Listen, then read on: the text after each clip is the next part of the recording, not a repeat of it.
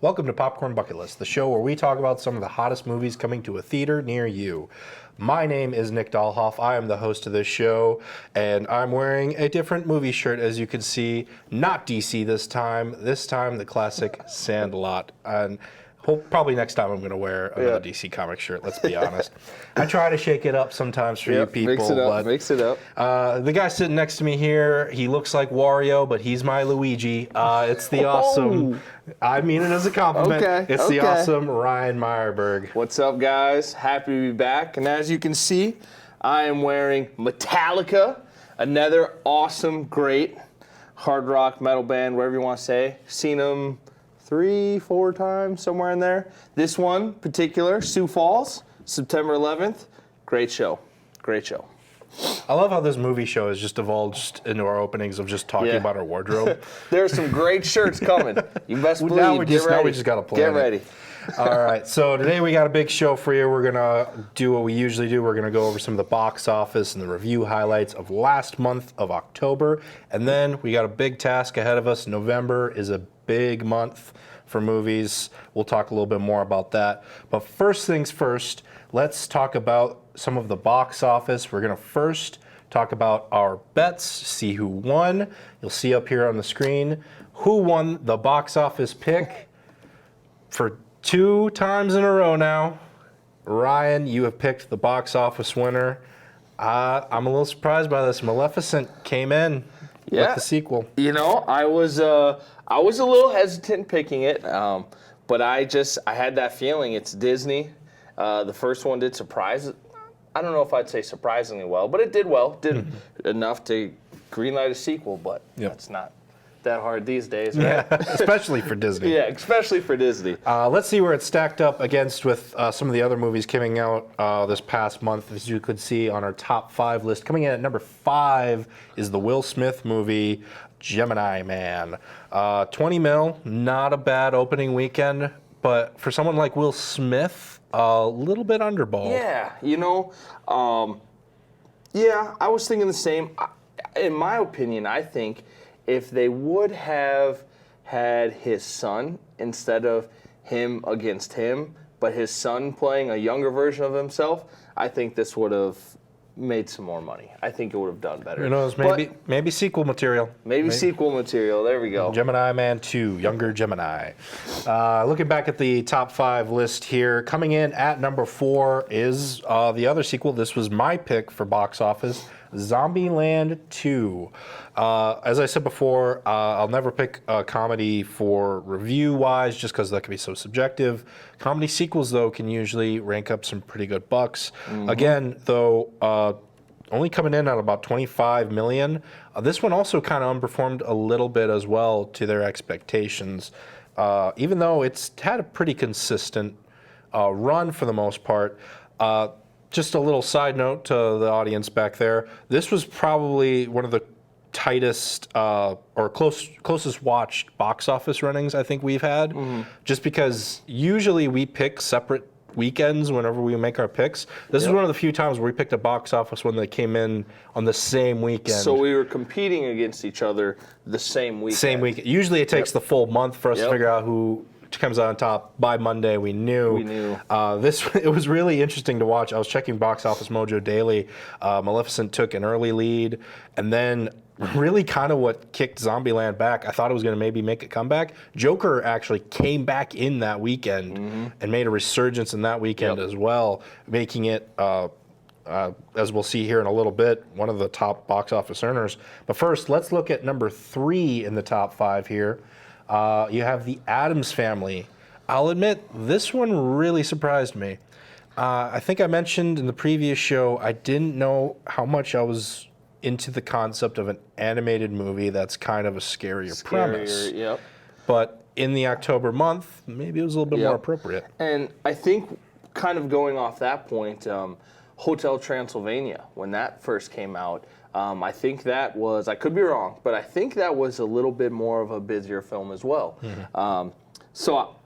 But, you know, as the marketing side of that goes, I feel I didn't see a whole lot of Addams Family trailers.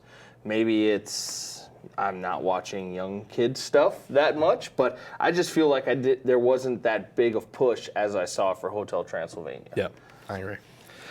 Coming in at number 2 then is your winning pick, Maleficent, Mistress of Evil.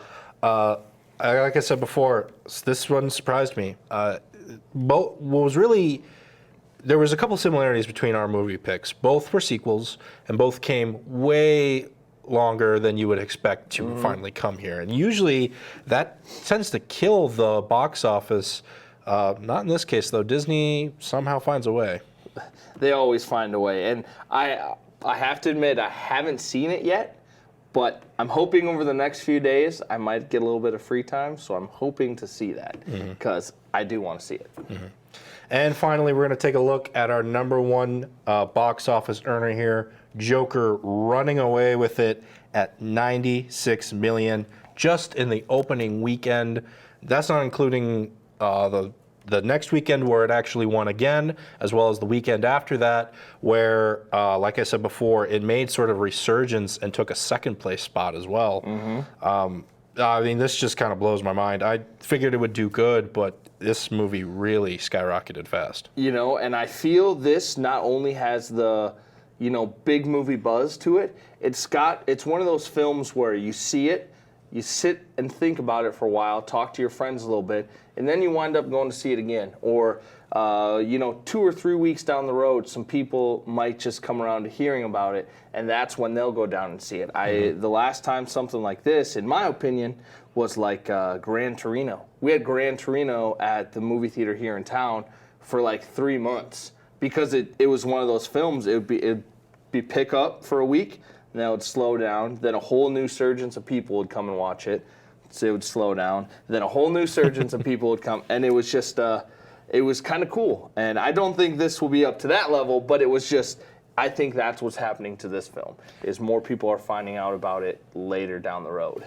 Yeah, obviously we talked about in our previous episode, there was a little bit of questioning it, a little bit of controversy. I think finally when word kind of came out that it was like, no, it's still pretty good, you should still check it out. Yeah. Maybe some of those people who were kind of hesitant, kind of like you said, kind of found it later on. Yep. It took number 1, its opening weekend, its second weekend, and then went up against 2 major movies and still found a way to sneak into second place.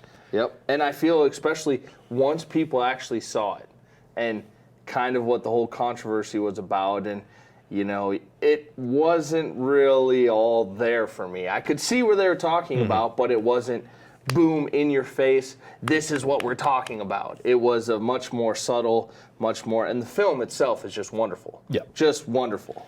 I think we definitely see an Oscar nomination for Joaquin Phoenix. Yep. One of the things I knew going into this movie was he's going to be great in it, but even he exceeded my wildest expectations. Yeah, they're just wonderful.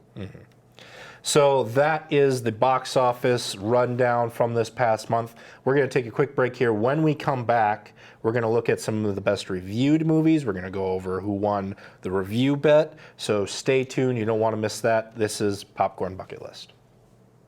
Sometimes the things we do or say can make others feel hurt, excluded, or isolated. Everything you say and do creates an impact. How am I supposed to save the whole world? You can't think about saving the world. You have to think about saving one person. Because of you, someone's entire life can change. You don't have to be a superhero to have a positive impact. Friends? Friends.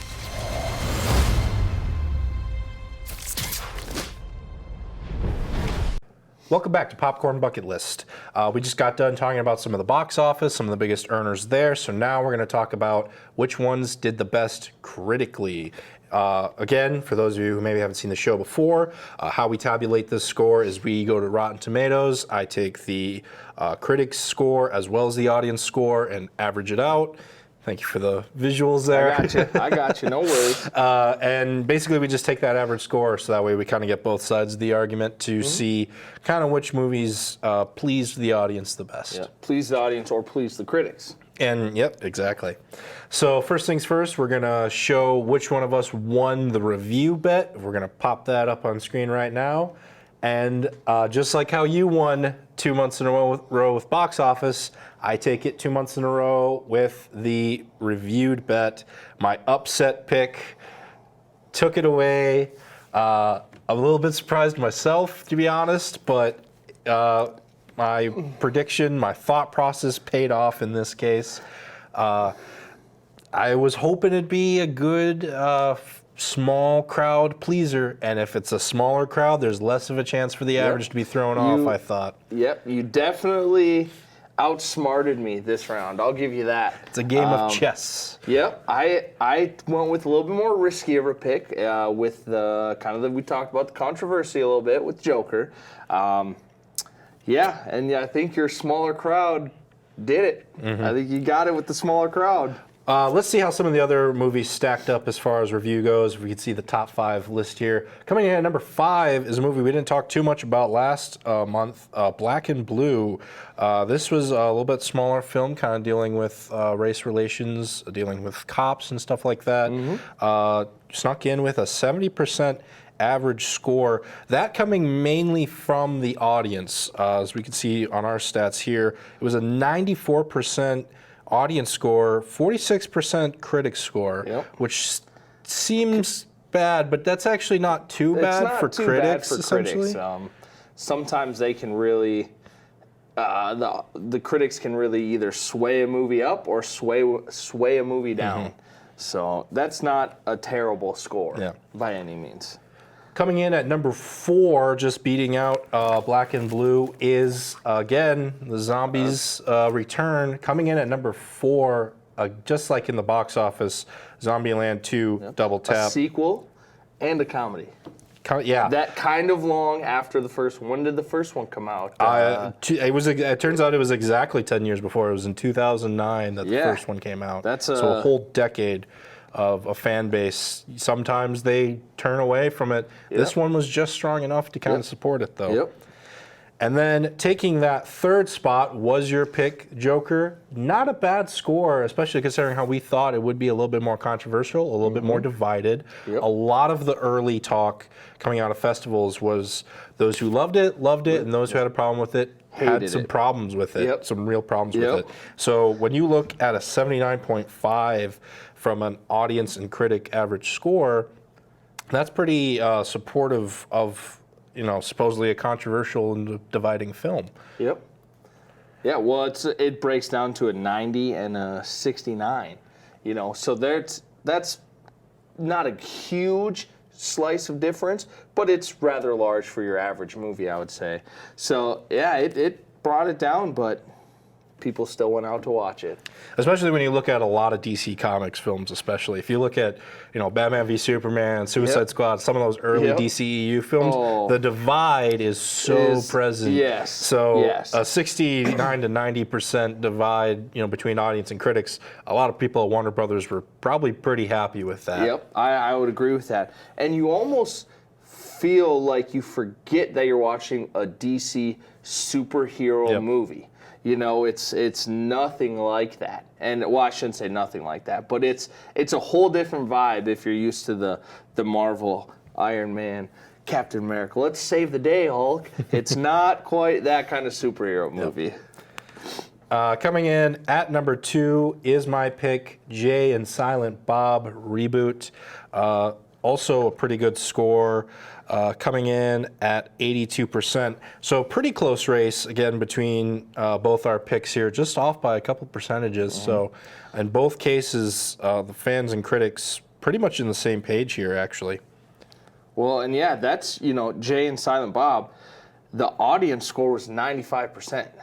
That's where you were talking about earlier. A little bit smaller of a fan base, but they are diehard fans. So that was a good pick. But speaking of good, surprising picks, we were kind of talking about before, this one really shocked us. Coming in at the number 1 spot, Jojo Rabbit. Now, I've seen a couple of these trailers going into this movie. I've had discussions with friends. We kind of get the satire of it. We see what Taika Waititi's going for here.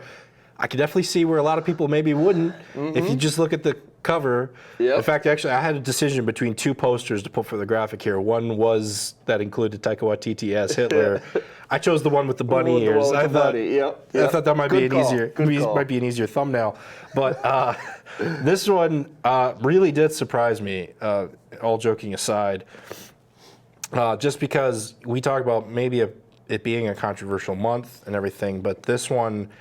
It seems like the audience has really kind of got the joke, so to speak. Got what he was trying to go for there. And from every trailer I've seen, there is a lot of humor. And so comedies, again, I said I wouldn't pick them I'd try not to pick them for reviews, but it was actually a pretty comedic top 5 here if you look at it. Jojo Rabbit would be considered a comedy. In some ways, Jay and Silent Bob might be considered a comedy, albeit an indie one. Zombieland Double Tap, a comedy. So despite the fact that it's kind of my rule to try not to pick comedies, in this particular month was the safe bet. Yep, I definitely agree with you on that one. And like you said, kind of a little bit of controversial with, but I feel if you didn't watch the trailer, like the very first time, I wasn't really paying attention if it was on TV or on the laptop while I was doing something else. I just kind of was like, was that Hitler in there? Like, are they making a movie about Hitler? It kind of threw me off guard. And then when I sat down and watched the trailer, it looks wonderful. And that is one film I want to see, and I will be driving to wherever I got to go to find it. But I will be watching that in the movie house. Very good. So to round out here, we've talked about the box office, we talked about the reviews, we covered a few of the bigger movies of the month. Yep. It's now time for the number 1 recommends. Ryan, why don't you start us off? What was your number 1 recommend of the month? My number 1 recommend of the month is Joker. Now, for the plain reason, it is an absolutely wonderful film. It will make you think. It won't really make you cry, but it might.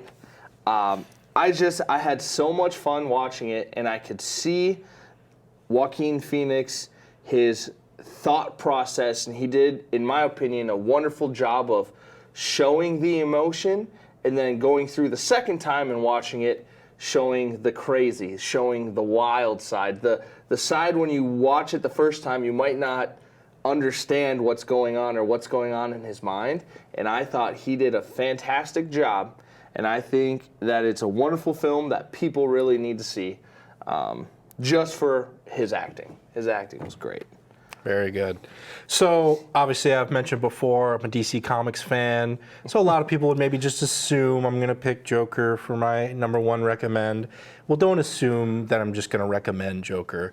I'm going to highly recommend Joker. We're doing something unprecedented here. We're both picking the same movie. Why? Because in our opinion, it was just that good. For everything you said and more, if you can look past some of the elements that were a little off the walls, it is a comic book movie in its core. So I looked at it from a character study. I tried to watch him. Does he nail the complex character of the Joker? And there's a certain scene, I'm not going to spoil any of it for those of you who maybe haven't seen it, but you should. There's a certain scene where from that point on, I'm no longer referring to Joaquin Phoenix as Joaquin Phoenix. I'm referring to him as the Joker. Ooh. He's unpredictable. He loves the chaos. He's everything that I've seen Joker be in other comics, movies, and TV shows. Yep. And like I said before, even going into this, I thought he was going to be good, but he blew my mind. He took my breath away. I was gasping by the end of it and smiling just as big as the Joker smile. And trying to figure out what you just watched. Was that what you really think you just there's saw? There's some puzzle there. Yep, There's a little it's bit of a puzzle. Fantastic. Yep. Great film. Definitely some Oscar glory will probably be coming to it. Oscar buzz. We'll Coming let you know February. in future episodes. So Stay tuned for that. hit the subscribe button. So that'll do it for the month of October. That's kind of the recap of everything there. When we come back, we're going to tackle the big month of November. There's a lot to talk about there, so don't want to miss that. Stay tuned for Popcorn Bucket List. A Dog's Way Home is the story of the extraordinary lengths a dog will go to in order to get back to their family. Every year, millions of dogs and cats end up in shelters and rescue groups. We found our Bella at a shelter in Tennessee. When you adopt a shelter pet, you discover they're all pure love. Adopt pure love and help a shelter pet find their way home at theshelterpetproject.org. Welcome back to Popcorn Bucket List. Now we get to tackle November. This is a big month. Busy month. We've talked about Oscar contenders, just little bits and pieces here and there. Even in summer, we mentioned a few. This might be the most important one for Oscar contention or Golden Globe contention, just overall prestigious awards. Yeah. For those of you who might be curious, in the last 5 years, the Best Picture winner came out in November. The only outlier to that was Shape of Water, which came out in December. But Green Book from last year's winner came out in November. Moonlight, Spotlight, Birdman, all November movies. Yep. So it's very possible we're going to talk about our Best Picture winner. I feel right November is a very good month to get your name out and still kind of be more relevant to the time when they're actually doing the voting and getting everything ready to go, amping up. It's a lot easier to remember a movie you saw last month than you did 8 months ago. Exactly, and December is kind of that summer part two. So any big blockbusters that didn't make it in the summer kind of sneak into that December. So it's really hard for those prestigious movies to kind of get their name recognition at that time. So November really is kind of that big last push to try to get some awards buzz. So let's just start talking about some of these weekends. We got a lot of big ones coming up here. November 1st kicks us off here. We've got Arctic Dogs, Harriet, Motherless Brooklyn, and Terminator Dark Fate. One of a few 4-movie wide releases. Again, big month, big month. You got your animated kids movie, you got your biopic, you got the Terminator Dark Fate, your action, and your Motherless Brooklyn, kind of just another big movie. Yeah, This is another prestigious one. This is an Ed Norton wrote the screenplay. He's directing. He stars in it. I believe it's based off a novel. But this is kind of Ed Norton's sweet spot where he's just controlling everything.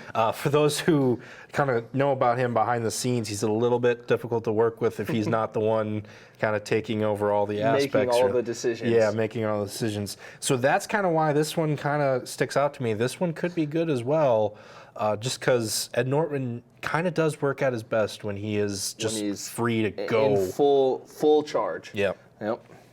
But yeah, like you said, a lot of other genres to cover here. Arctic Dogs is going to be the first animated movie we talk about that involves snow. A little foreshadowing to one of the ones that's coming out later. But yeah, Terminator is an action one. This one I'm curious to see how audiences react after Genesis. It just kind of feels like Terminator's run its course, in my opinion. I am excited to have Arnold back. It's a little bit of a different take since Arnold's going to be in what it looks like more of a protecting role, kind of. I don't know, like because they approach him from the trailers, it looks like they approach him and he's just living out. So I'm excited for it. I like the Terminator movies. I think they're fun, but it'll be interesting to watch. I'll be watching that one. The next weekend coming up after that, another big one here, another 4-movie wide release. We got Dr. Sleep, Last Christmas, Midway, and Playing with Fire. Another genre, a lot of genres covered in this one. If you want to spend a whole weekend with your family, or you and the family all want to go to the film, you can find something to watch. There is many options. There's a good chance everyone can go here, and if you see all these, at least everyone's going to be satisfied with something here. But I know you are a big Stanley Kubrick fan, especially with The Shining. Dr. Sleep, this is the sequel to The Shining. I'm curious to hear your thoughts going into this. I'm crazily excited for this film. I love Stanley Kubrick. I've seen Room 237. I've seen all the conspiracy theories. I listen to it all. I watch it all. But an actual sequel to The Shining now, I'm super pumped because it's going to be hopefully a solid follow-up movie to what we are used to with a Stanley Kubrick film, but he's not making it.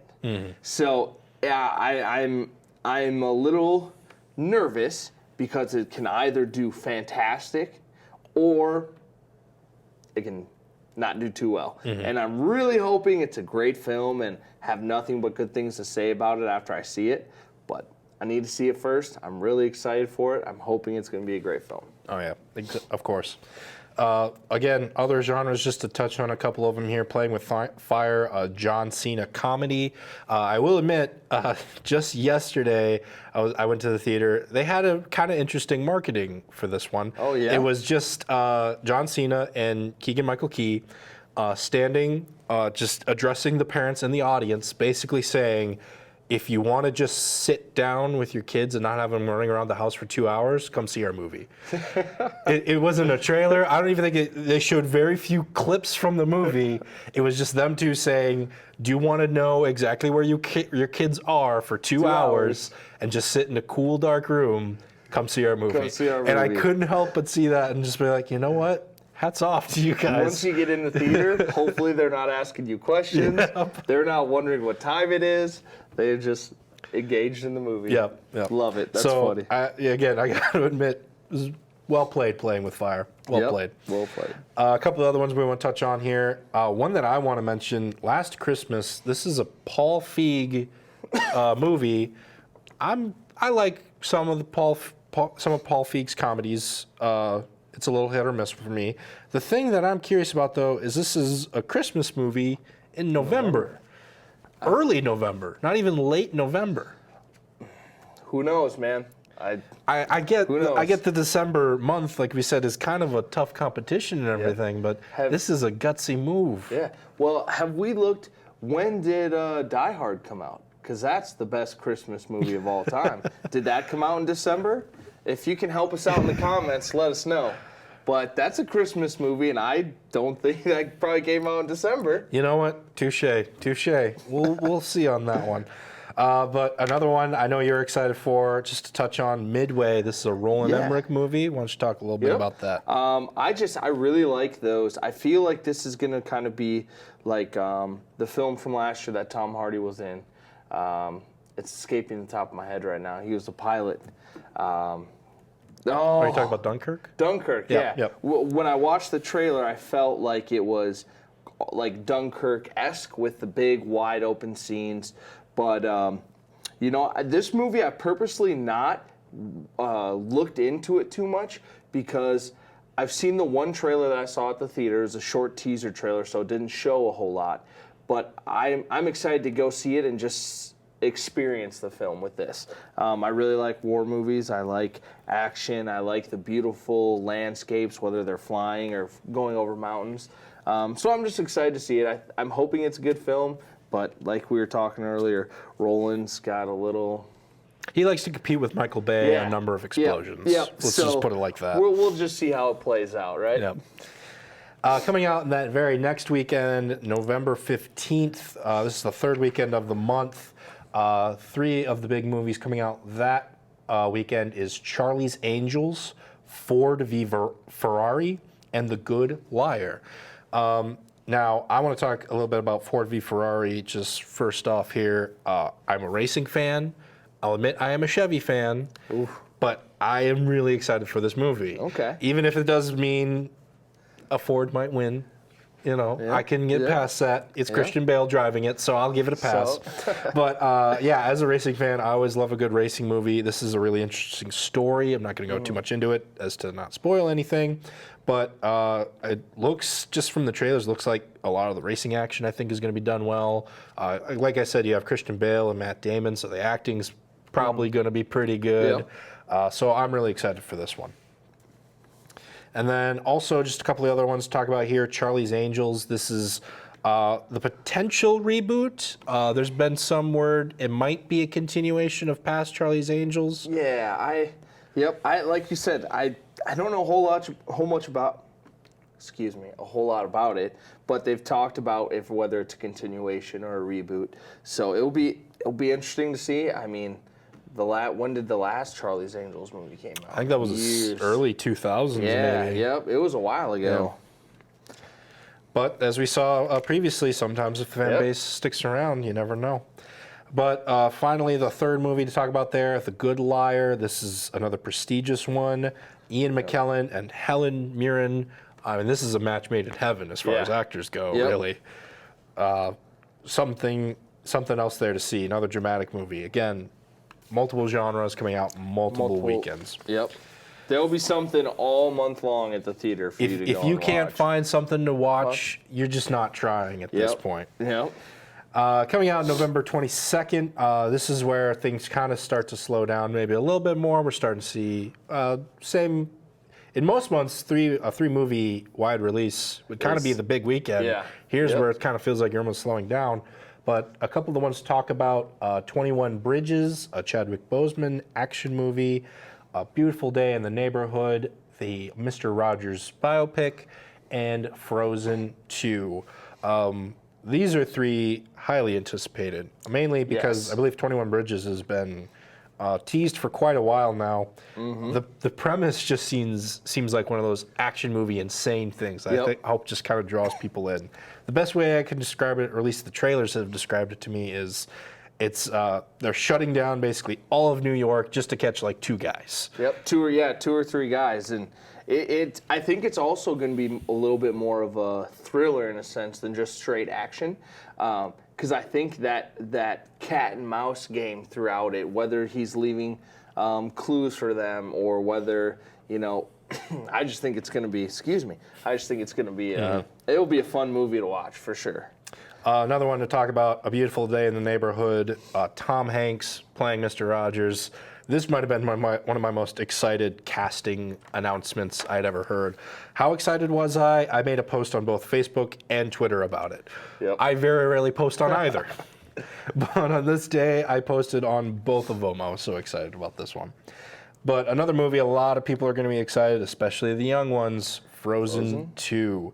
This one has been in the making for a while. I'm kind of surprised they didn't push this earlier, but in a way that's almost reassuring because it makes me feel like they're taking their time. Yep, they don't want to put a product out there that wouldn't be up to par with the first one per se, and then have the brand go down or the frozenness go down. So hopefully the delay. They already had the world built. They had the characters. So hopefully it's a great film.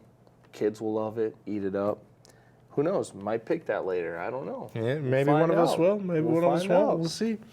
But finally, the last little bit we want to talk about here as far as the preview goes, this isn't the start of a weekend, but oftentimes in November, we see some movies premiere on Wednesday, the day right before Thanksgiving.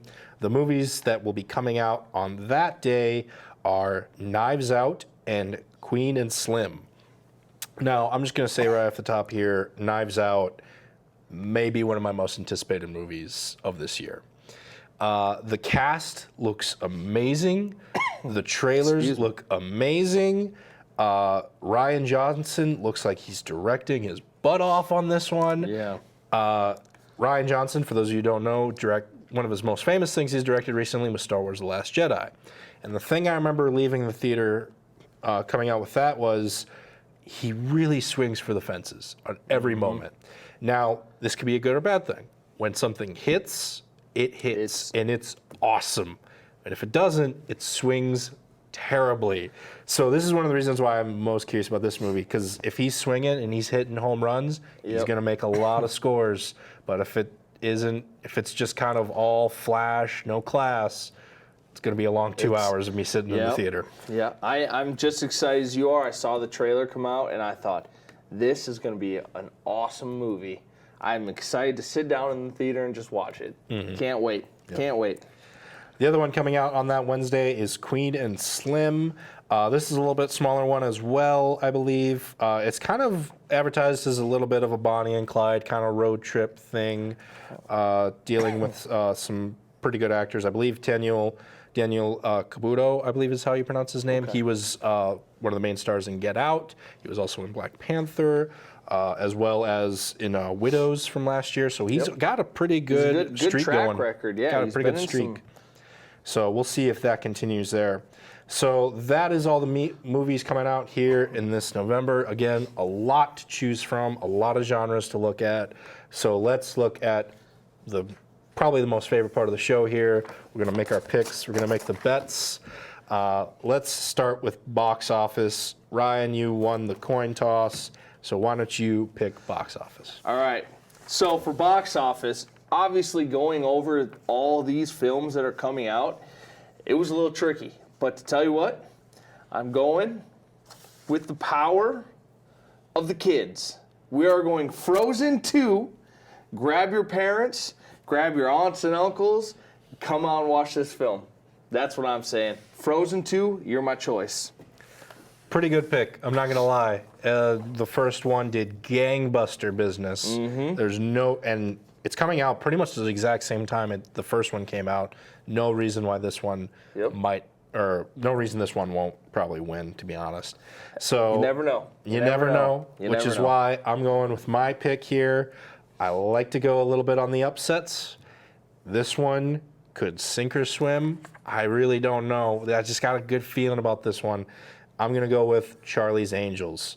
Now, this one, like I said, it's unclear whether or not it's going to be a continuation or not. I don't think that's really going to make a difference, though. I think it's got a really good, strong female cast, which is something that's really supported a lot of movies recently. You got Elizabeth Banks, who's not only starring but directing it. I believe Patrick Stewart's in it. So just all around a good cast here. A good cast, yep. And people have been loving these fun action films. And we have a few action films to choose from, but if this is the one that audiences gravitate towards, then this one's gonna hit really good. Or it may not even make the top 5. We'll have to see. We'll wait and find out. So next, we're gonna talk about the best reviewed. You have to pick first on the box office. I think that's like the 3rd month in a row you've got to pick. Yep. You've won the coin toss 3. I am great at flipping This coins. is just occurring to me now. You've won. You should just pick the box office first every time. No wonder you won it 2 times in a row. But I've won the best reviewed 2 times in a row, so we'll see if the streak continues. Yep. This one, though, I am worried about. This might have been one of the toughest picks we've had to make for best reviewed. The list of directors, lead actors, lead actresses is insane for this month. There is so many different avenues critics and audience can go down. Yep. It really. I was writing down in my notes like, okay, which one? Okay, so this one could be. This one could be. I had like a list of 5 or 6 that it wasn't even like, well, maybe easily could make this. Yes. So I'm going to pick. Sometimes the easy answer is the right answer. I'm going to pick A Beautiful Day in the Neighborhood. You've got Tom Hanks. You've got him playing Mr. Rogers, one of the nicest people in the world. People look for happy times and just look for a good story. There's no way anybody's going to leave this theater without tears in their eyes, unless they royally screw it up, in which case I picked wrong, and maybe so, but it's Tom Hanks. When's the last time that bet hasn't worked? Hasn't paid off. Yep. That's a good pick. Yep. Good pick. That was definitely high on my list, too. All right. Well, it's time for my pick. And, you know, going down this list, Dr. Sleep could be awesome. Could not be. Let's see, where else did I have? The Good Liar. That cast in there, going to be great. Frozen 2. They've waited this long. Hopefully it's got a good story and going to get a good audience. But you know what? I think I'm going to go with The Good Liar. I'm hoping that cast. I'm hoping it's a great dramatic film. I do want to see it as well. So I just think that's going to get best reviewed. There are so many good films that look good on here that, you know, on, I would say, any other month, we could probably pick down the top 3 and pick pretty consistently what the top 3 would be. This month, I couldn't tell you. There's even a potential chance, if certain things really go wrong for us, that the top 5 list might be made and neither of our films are on. Neither of them I are in wouldn't be there. surprised by that at all. Neither would I. Yep. Neither would I. So yeah, like we said before, a lot to check out this month, a lot of good stuff to check out. So if you're ever bored, need to get out of the house, like with Playing with Fire Crew said, if you just need a place to chill out with your kids for a few hours, the movie theater is going to be the place to be this November. Really looking forward to come back at the beginning of December to look all over this again. Until then, We will be back here at that time, and we hope to see you in the movies. See you later.